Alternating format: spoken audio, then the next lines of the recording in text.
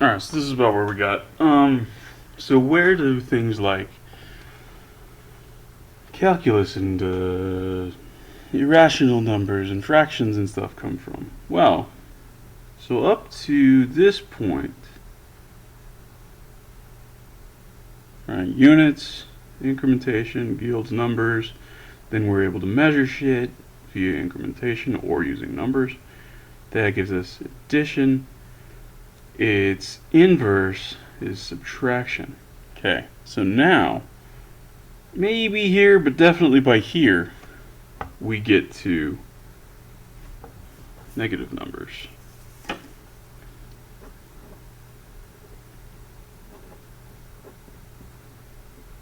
But keep in mind, they're not actually numbers, right? They're negative vectors. Because their numbers is this class that came off of incrementation, right? So negatives are a property of subtraction. Fractions are a consequence of division. So this is going to be all of your rational numbers, things like that. Over here, you're going to get your roots. So you're going to get a bunch of irrational numbers coming off of this, like the square root of anything that is not a perfect square is going to be irrational. So just by growing this and then looking at what happens, how it breaks, we get these new classes of vectors. And they are vectors because all of this is built upon units and numbers combined together. If it has a unit and a number, it's a vector, right? So all of this is operating over vectors. These are our two sort of primary primitive components that are begetting all the rest of this.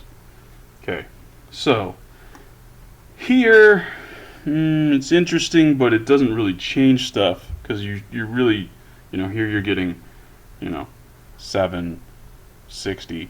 Here you're getting -7, -60. Like, it still looks pretty much the same. Not terribly interesting, but now here, after division, this is starting to get a little bit more interesting, right? Because this is filling the spaces between the numbers. And then this is filling the spaces between the fractions, right?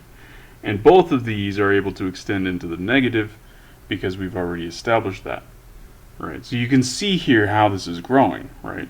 We're going from our basic, like, identity sort of things happening up here, right? 0 and 1, more or less, something and nothing. We're getting numbers, so the natural numbers, probably, plausibly, may or may not include 0, whatever.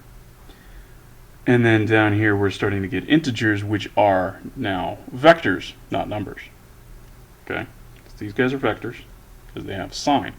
So if you can do addition and subtraction, you're not operating with numbers anymore. You're operating with vectors. Definitely, unambiguously. Really, even if you're able to increment it, you're dealing with vectors. But 100% unambiguously, you're dealing with vectors if you can add and subtract. And anything below that, 100% for sure. Alright, so here we get our integers. Alright.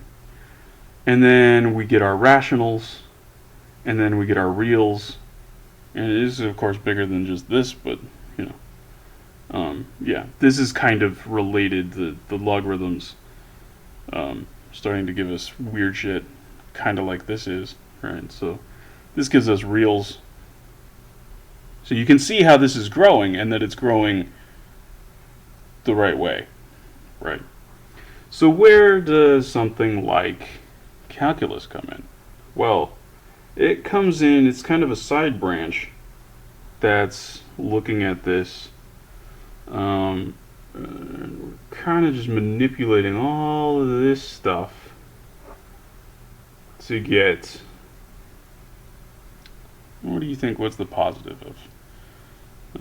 Let's say it's integration.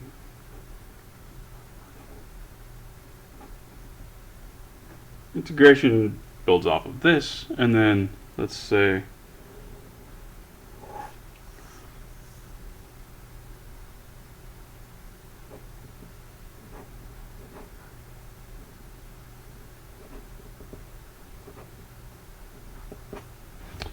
differentiation or taking derivatives is its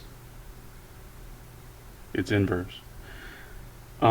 This one is sort of tearing it down, like subtraction, division, and whatever, and this is sort of building it up, like these guys are. So that's why I put it this way. But you could argue the other way. I don't care. It doesn't matter. Basically, it comes in so late that it takes all of this and just is doing something different with it, right? Where calculus is, it's not one of these stages. It's a separate sort of thing that's utilizing these stages.